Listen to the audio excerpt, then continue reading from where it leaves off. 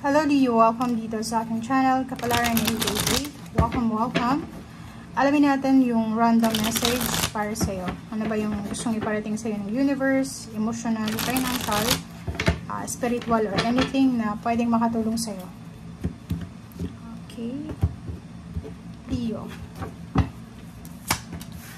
Kumuha tayo dito ng 4 cards. Okay, 4 cards Leo.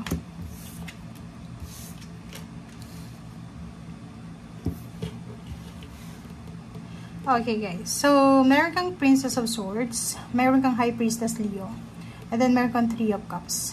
So the Wheel of Fortune. May nakikita tayo dito Leo na meron kang iniisip. Parang meron kang nire-research na isang business idea. Okay, pwedeng ideas, maraming gusto kang pasukin, sa either pagkakakitaan, relationship, partnership, plano, travel, relocation, or anything na interested ka. Pakinggan mo kapain mo yung puso mo, pakinggan mo yung intuition mo, yung instinct mo, kung ano yung sinasabi sa'yo, yun daw ang sundin mo. And iwasan mo yung pagmamadali, iwasan mo yung madaliin yung proseso, yung sarili mo, kasi mapipressure ka yan. Nandito yung Wheel of Fortune, sinasabi na yung pagbabago na nakikita mo, or parang nasa sight mo siya, napipredict mo, on the way na siya. So, it's either 10 months from now. So, bilangin mo, 10 months from now, 10 weeks from now, or 10 days from now, may posible kang isa-celebrate na isang occasion, or isa sa mga minamanifest mong magbago sa buhay mo, ay posibleng magbago. Okay? So, sinasabi sir dito ng barahan na huwag tayo masyadong mainipin. Okay? Huwag tayo masyadong nakafocus sa kung ano yung gusto natin. Okay? Focus tayo sa kung ano yung solusyon.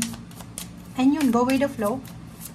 Kasi pag masyado kang nagmamadali, pwede kang masira yung discarding mo, yung plano mo. Mali eh. Kasi yung ganito, ganyan. Okay, so dito naman, Emperor. Yun, ang galing ng Emperor. Sinasabi sa'yo ng Emperor na, yun, gamitin mo yung isip at puso mo, Leo. Okay? Huwag magmadali.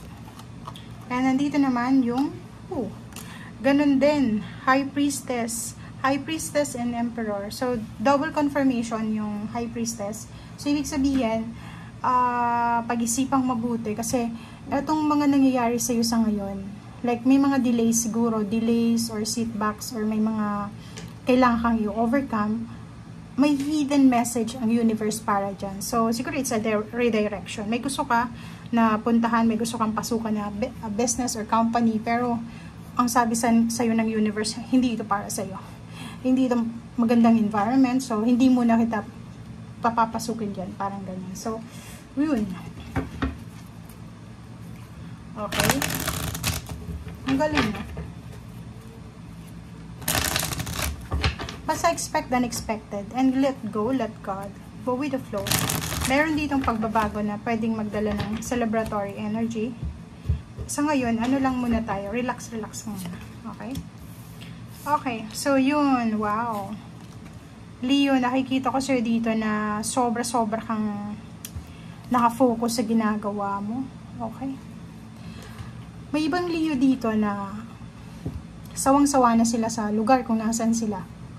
Sawang-sawa na sila sa environment nila, sa everyday life na ginagawa nila, di ba? Yung routine nila, pagigising nila sa umaga, papasok sa trabaho, or kung business naman, bubuksan yung business. Parang feeling nila, hindi worth it yung ginagawa nila araw-araw. Okay? Parang feeling nila, nagsasayang lang sila ng pagod nila. And, naghihintay sila ng opportunities na makaalis dyan. Dalawa yung message dito na nagsasabi na Wheel of Fortune and then 6 of Swords is changes, transformation. So, yung plano nyo, ang nakikita ko sir dito, nagpaplano kang mag-travel, nagpaplano kang umalis dyan sa lugar kung nasan ka man sa ngayon, ano man ang situation na pinagdadaanan mo sa ngayon, gusto mong baguhin siya, gusto mong alisin yung sarili mo dyan sa stagnation na yan, or gusto mong alisin yung sarili mo dyan sa parang boring na lifestyle, boring na environment. Okay? Okay. 9 of Cups, sorry. So, 9 of Cups, Tapos, meron kang Four of Pentacles. Nakikita ko sa'yo dito na isang family occasion, family gatherings, Leo, ang pwedeng nagbibigay sa'yo ng panic attack. Or parang, nakikita ko nagbibigay sa'yo ng worries. Parang ganun, worries.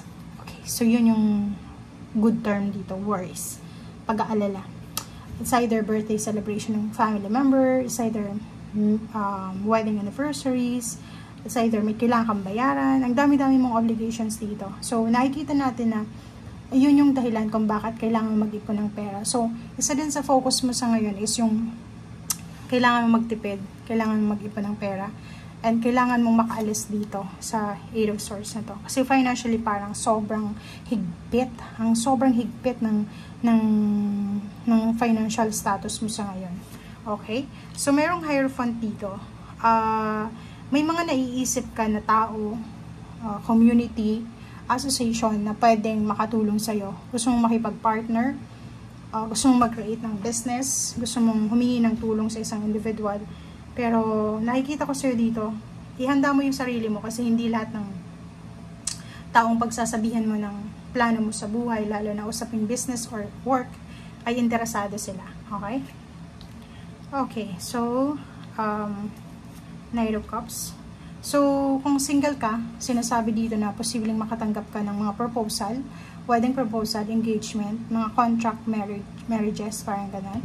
So, ingat-ingat ka. May choice ka dito. So, wag mong papasukin yung bagay na alam mong, diba? Alam mong hindi makakabuti sa'yo. So, itong 8 of Cups, sinasabi na may mga pwedeng offers, may mga pwedeng opportunities na mag-succeed ka sa buhay, pero kailangan mong i-abandon na. Like yun, mga offer ng contract marriages or kung ano pa man. Sorry, okay? Iwasang magmadali. Huwag strike ng strike, Huwag strike ng strike agad. Kailangan pag-isipan, mag-meditate ka. Isipin mo yung kaligayahan mo, isipin mo kung saan ka masaya. And yung Wheel of Fortune, double confirmation. So, sinasabi sa'yo na given, gusto natin ng pagbabago. But make sure na yung pagbabagong ito is makakabuti to sa'yo emotionally, financially, spiritually, mentally, and sa lahat ng areas sa buhay mo. Sinasabi ng Barasa dito na kailangan mong maging totoo sa nararamdaman mo. Okay? Okay, so isang posibleng transformation sa buhay mo, emotional transformation to, leveling up of relationship, like from single, magiging married, from married, magiging single, parang ganun. So, everything happens for a reason. So, kung ano man itong magbago sa buhay mo, positive or negative, tanggapin mo siya. Okay? And yun, let go, let God, let it flow, move on, move forward. Huwag ka dito sa 6 of Cups na mag-i-stay ka sa past or mag-i-stay ka lang sa kasalukuyan. Okay? Thank you guys. Bye!